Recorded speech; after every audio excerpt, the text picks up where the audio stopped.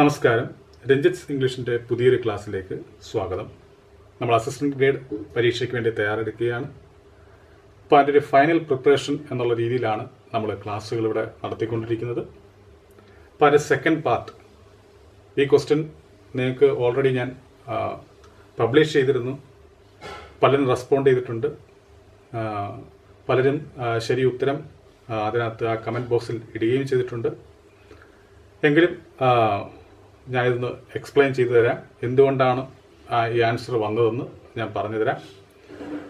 അപ്പോൾ ഈ ക്ലാസ് നിങ്ങൾക്ക് ഇഷ്ടപ്പെടുകയാണെങ്കിൽ തീർച്ചയായിട്ടും നിങ്ങൾ ഈ ക്ലാസ് ലൈക്ക് ചെയ്യുക, അതുപോലെ തന്നെ ഷെയർ ചെയ്യുക. ആദ്യമായി കാണുന്നവർ എൻ്റെ ചാനൽ സബ്സ്ക്രൈബ് ചെയ്യുക. അപ്പോൾ നമുക്ക് ക്ലാസ്സിലേക്ക് വരാം. അപ്പോൾ ഇങ്ങനൊരു ക്വസ്റ്റ്യൻ പരീക്ഷയ്ക്ക് ഉണ്ടാവും. റിലേറ്റീവ് പ്രൊനൗണുമായി ബന്ധപ്പെട്ട്, അതായത് റിലേറ്റീവ് പ്രൊനൗണുമായി ബന്ധപ്പെട്ട ഒരു ക്വസ്റ്റ്യനാണ്. നമ്മൾ മനസ്സിലാക്കേണ്ട കാര്യം, ഡിഗ്രി ലെവൽ പരീക്ഷയിൽ ഒരിക്കലും നമുക്ക് ഡയറക്റ്റ് ഒരു ക്വസ്റ്റ്യൻ തരത്തില്ല. ഇൻഡയറക്റ്റ് ആയിട്ടൊരു ക്വസ്റ്റ്യൻ ആയിരിക്കും നമ്മൾ പ്രതീക്ഷിക്കേണ്ടത്.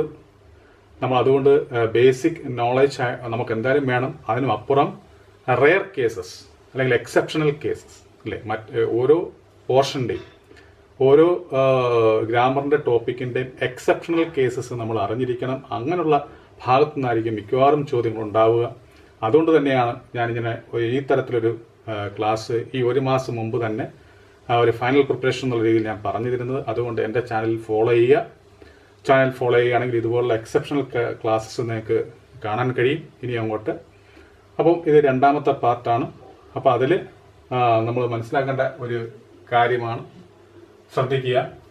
ഇവിടെ പറഞ്ഞിരിക്കുന്ന ചോദ്യം നോക്കാം. Rahim is the only student dash score 80% marks in the exam.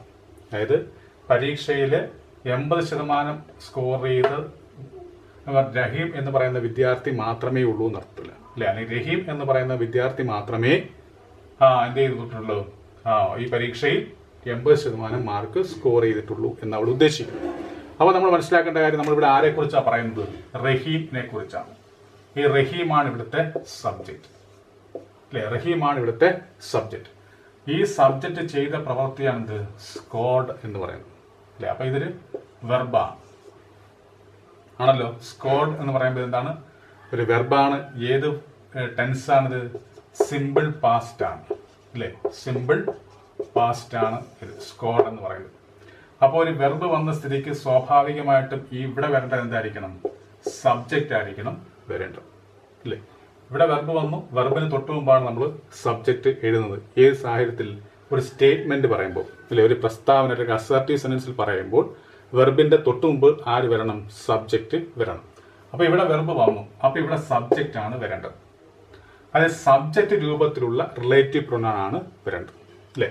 Subject രൂപത്തിലുള്ള റിലേറ്റീവ് പ്രൊനൗൺ എന്ന് പറയുമ്പോൾ ഒരു വ്യക്തിയെ സൂചിപ്പിക്കുമ്പോൾ ഇവിടെ റഹീം എന്ന് പറയുന്നത് ഒരു പേഴ്സൺ ആണല്ലോ. ആ പേഴ്സണെ കുറിച്ച് പറയുമ്പോൾ നമ്മൾ ഉപയോഗിക്കേണ്ട റിലേറ്റീവ് പ്രൊനൗൺസ് എന്ന് പറഞ്ഞാൽ ഏതൊക്കെയാണ്? ഹൂ നമുക്ക് ഉപയോഗിക്കാം, ഹും ഉപയോഗിക്കാം, പിന്നെ ഹൂസ് ഉപയോഗിക്കാം അല്ലെ. എന്തൊക്കെ ഉപയോഗിക്കാം? ഹൂ ഉപയോഗിക്കാം, ഹും ഉപയോഗിക്കാം, ഹൂസ് ഉപയോഗിക്കാം പ്രധാനമായിട്ടും. ഈ ഹൂ എന്ന് പറയുമ്പോൾ എന്താ? സബ്ജക്റ്റ് രൂപത്തിലുള്ള റിലേറ്റീവ് പ്രൊനൗൺ ആണ്. ഹും എന്ന് പറയുന്നത് എന്താണ്? ഒബ്ജക്റ്റ് രൂപത്തിലുള്ള റിലേറ്റീവ് പ്രൊനൗൺ ആണ്. ഹൂസ് എന്ന് പറയുമ്പോൾ എന്താണ്? ജെനിറ്റീവ് കേസാണ്, അല്ലെങ്കിൽ പൊസസീവ് അഡ്ജക്റ്റീവ് ഫോമാണ് അല്ലെ. പൊസസീവ് അഡ്ജക്റ്റീവ് ഫോമാണ് എന്ത്? ഈ ഹൂസ് എന്ന് പറയുന്നത്. അപ്പം subject form, object form, possessive adjective form, അല്ലെങ്കിൽ ജെനിറ്റീവ് കേസ് എന്ന് പറയും ഈ ഹൂസ് വരുന്ന സംഭവത്തിൽ. അപ്പം ഈ ഹൂവിന്റെ ജെനിറ്റീവ് കേസാണ് ഹൂസ്. അപ്പൊ നോക്കാം, ഇവിടെ നോക്കുക. അപ്പൊ അങ്ങനെ സ്വാഭാവികമായിട്ടും ഇതിന്റെ ആൻസർ ആയിട്ട് വരേണ്ടത് ഏതാണ്? ഹൂ ആണ്. ഏത് കണ്ടീഷണൽ?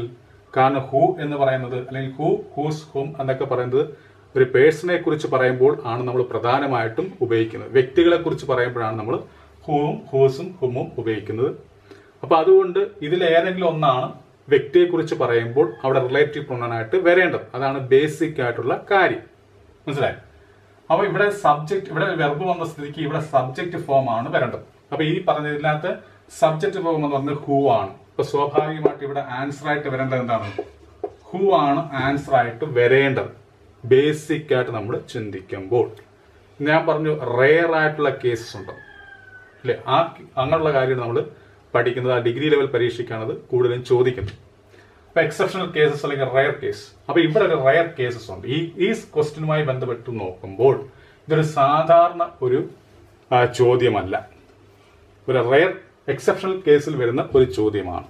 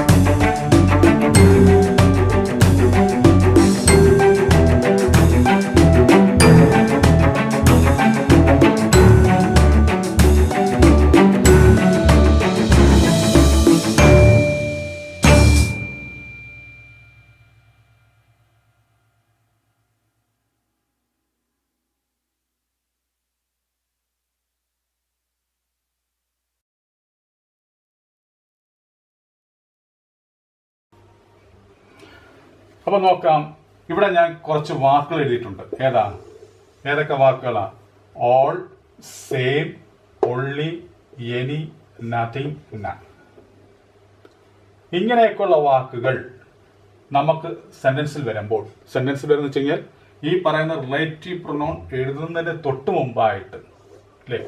റിലേറ്റീവ് പ്രൊനൗൺ, ഇവിടെ വരുന്ന റിലേറ്റീവ് പ്രൊനൗൺ, ആ റിലേറ്റീവ് പ്രൊനൗൺ എഴുതുന്നതിന് തൊട്ട് മുമ്പായിട്ട് ഈ തരത്തിലുള്ള വാക്കുകൾ വരികയാണെങ്കിൽ,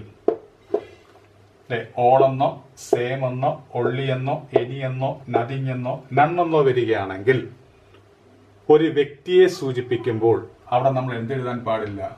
ഹു എന്ന് പറയുന്ന റിലേറ്റീവ് പ്രൊനൗൺ എഴുതാൻ പാടില്ല. നമ്മൾ പറഞ്ഞു, വ്യക്തികളെ കുറിച്ച് പറയുമ്പോൾ ഹു എന്ന് പറയുന്ന റിലേറ്റീവ് പ്രൊനൗൺ ഹുവോ, ഹൂസോ, ഹുമോ ആണ് എഴുതേണ്ടത്. ഈ പറയുന്ന ഹൂസ്, ഹുമോ നമുക്ക് ഇവിടെ ഒഴിവാക്കാം. നമ്മളിവിടെ ആരെ കുറിച്ചാണ് പറയുന്നത്? ഹൂവിനെ കുറിച്ചാണ് പറയുന്നത്, ആണല്ലോ.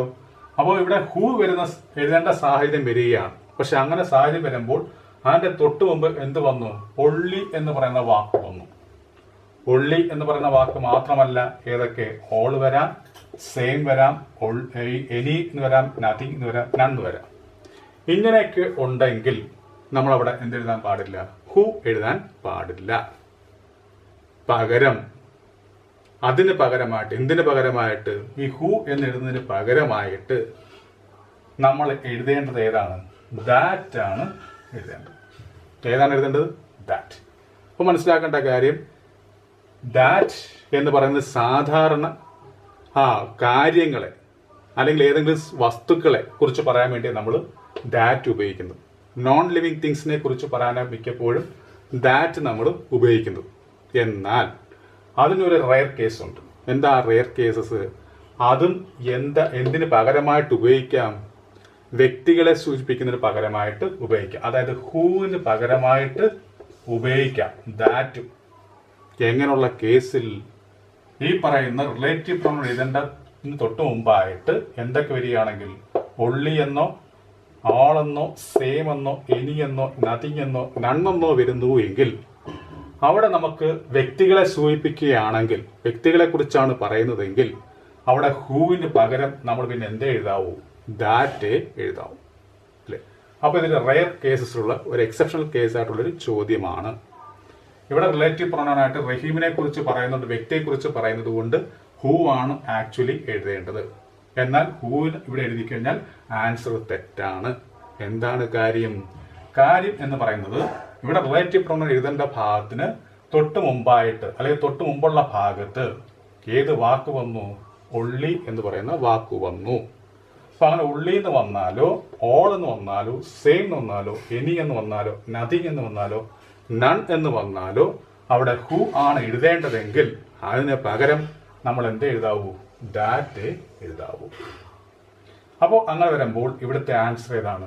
ദാറ്റ് ആണ്. ഈ കാര്യം നമ്മൾ അറിഞ്ഞിരിക്കണം. അപ്പോൾ ഈ ക്ലാസ് നിങ്ങൾക്ക് നല്ലപോലെ മനസ്സിലായെന്ന് ഞാൻ കരുതുന്നു. അങ്ങനെ മനസ്സിലായിട്ടുണ്ടെങ്കിൽ തീർച്ചയായിട്ടും നിങ്ങൾ ലൈക്ക് ചെയ്യുക, അതുപോലെ തന്നെ ഷെയർ ചെയ്യുക. ഒപ്പം എൻ്റെ ഈ ക്ലാസ് ആദ്യമായി കാണുന്നവർ താഴെ കാണുന്ന സബ്സ്ക്രൈബ് ബട്ടൺ ക്ലിക്ക് ചെയ്ത് എൻ്റെ ചാനൽ സബ്സ്ക്രൈബ് ചെയ്യുക. അങ്ങനെ സബ്സ്ക്രൈബ് ചെയ്താൽ പുതിയ ക്ലാസ്സുകൾ നിങ്ങളുടെ ഇമെയിലിലേക്ക് ലഭിക്കുന്നതാണ്. അപ്പോൾ എൻ്റെ ഈ ക്ലാസ് കണ്ട എല്ലാവർക്കും നന്ദി, നമസ്കാരം.